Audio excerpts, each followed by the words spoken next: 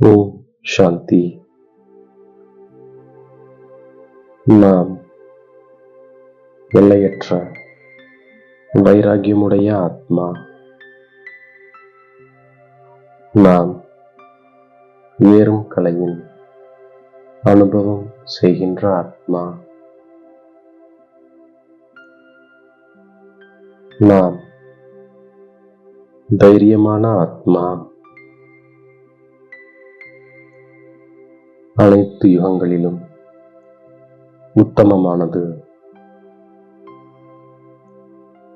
இந்த சங்கம யுகமாகும். இங்குதான் ஆத்மாக்களாகிய நாம் பரமாத்மா தந்தையோடு சந்திப்பு செய்கின்றோம். இதுதான் மிகவும் உண்மையான கும்பமேளா ஆகும். ஆத்மா அபிமானி ஆவதற்கான பாடத்தை ஒரு தந்தை மட்டுமே படிப்பிக்கின்றார். இந்த பாடத்தை வேறு எந்த தேகதாரிகளாலும் படிப்பிக்க முடியாது. முதலில் நமக்கு ஆத்மாவின் ஞானம் கிடைக்கின்றது. நாம் ஆத்மாக்கள் பரந்தாமத்திலிருந்து நடிகராகி நடிப்பதற்காக வந்திருக்கின்றோம். இந்த நாடகம் முன்பே உருவாக்கப்பட்டது. இதற்கு ஆரம்பம் மற்றும் முடிவு என்பது இல்லை. நாம் அனைவரும் பக்தைகள் பகவானை நினைவு செய்கின்றோம். அனைவருக்கும் அன்பான மணமகனாக பகவான் இருக்கின்றார். இப்போது நாம் வெளிப்படைகின்றோம். நம்மை சொர்க்கவாசியாக ஆக்குவதற்கு தந்தை வந்திருக்கின்றார். பகவான் வந்து ஆதி சனாத்தன தேவி தேவதா தர்மத்தை படைக்கின்றார். நாம் இப்பொழுது சங்கமயுகத்தில் இருக்கின்றோம். சங்கமயுகத்தில் நாம் சொர்க்கவாசியாக ஆவதற்காக முயற்சி செய்கின்றோம். இதுவே அனைத்தையும் விட உத்தமமான கும்பமேளாவாகும். நாம் அனைவரும் ஒரு தந்தையின் குழந்தைகள்.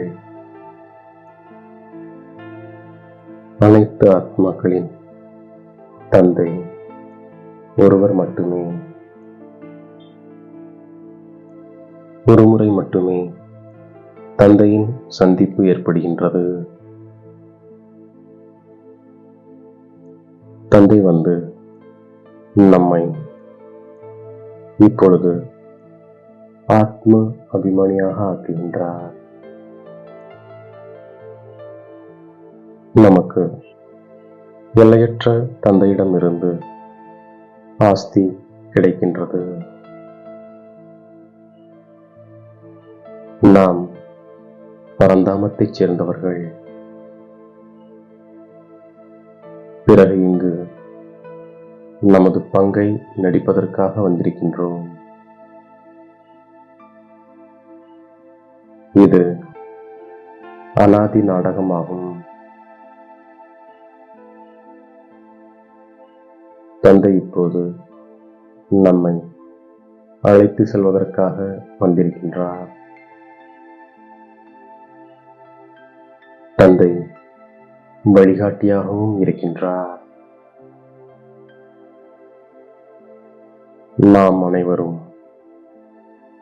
ஆன்மீக வழிகாட்டிகள். நாம் ஒரு தந்தையிடம் மட்டுமே ஞானத்தை கேட்கின்றோம்.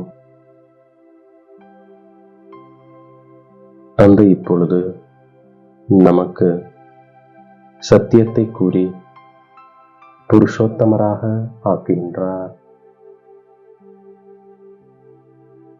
அனைவரை காட்டிலும் பழைய சரீரம் நம்முடையதாகும். நாம் இந்த சரீரத்தை மாற்றிக்கொள்கின்றோம். அனைவருக்கும் நாடகத்தில் பங்கு இருக்கின்றது. நமக்கு முழு ஞானமும் தந்தை மூலம் கிடைக்கின்றது. நாம் தான் சக்கரத்தில் சுற்றி வந்து இப்பொழுது மீண்டும் சந்திக்கின்றோம். நாம் இப்பொழுது ஈஸ்வரனுடையவராக ஆகிவிட்டோம். நம்மை நாம் ஆத்மா என்று புரிந்து தந்தையை நினைவு செய்கின்றோம். இப்பொழுது நமக்கு இந்த பழைய உலகத்திலிருந்து எல்லையற்ற வைராக்கியம் வந்துவிட்டது.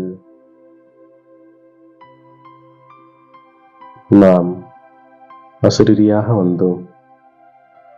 இப்பொழுது மீண்டும் அசரீரியாகி வீடு திரும்ப வேண்டும். இதுதான் புருஷோத்தம நிலை அடைவதற்கான சங்கமயுகமாகும். இப்பொழுது நாம் தமோ பிரதானத்தில் இருந்து சதோ பிரதானமாக ஆகின்றோம். பிரஜாபிதா பிரம்மா அவர் பகவானின் படைப்பாக இருக்கின்றார். நிராகாரமானவர் மட்டுமே பகவான் ஆவார். நாம் பகவானின் குழந்தையாக இருக்கின்றோம். நாம் தந்தையை வெளிப்படுத்துகின்றோம்.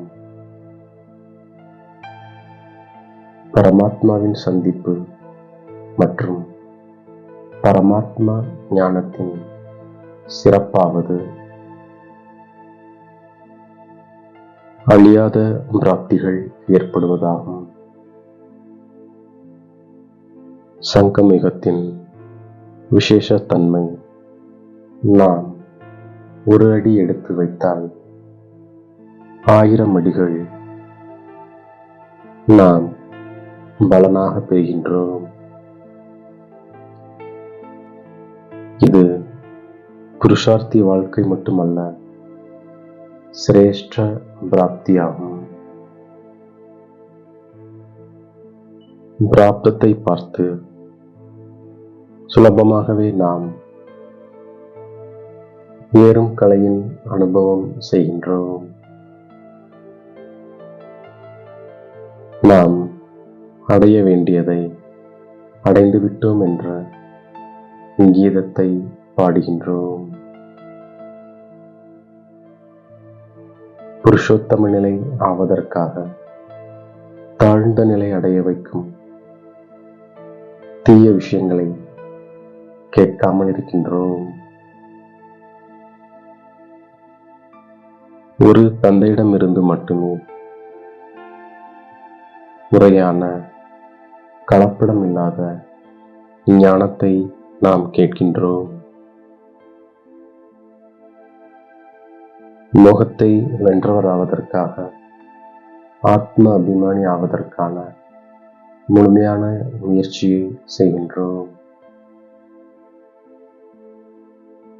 இந்த பழைய உலகம் துன்பம் தரக்கூடியது. ஆதலால் இதனை நாம் மறக்கின்றோம். இதிலிருந்து எல்லையற்ற வைராகியம் வைக்கின்றோம். சங்கமயுகத்தின் அனைத்து பிராப்திகளையும் நினைவில் கொண்டு ஏறும் கலையின் அனுபவம் செய்யும் சிறந்த பிராப்தமுடைய ஆத்மா நாம். தைரியத்தின் மூலம் கடினத்திலும் கடினமான காரியத்தை கூட சுலபமாக ஆக்கிவிடும் ஆத்மா நாம். நம்மை தேடி கண்டெடுத்த இனிமேலும் இனிமையான தாயும் தந்தையுமாகிய பாப் தாதாவிற்கு கோடான கோடி நமஸ்காரங்கள். ஓம் சாந்தி.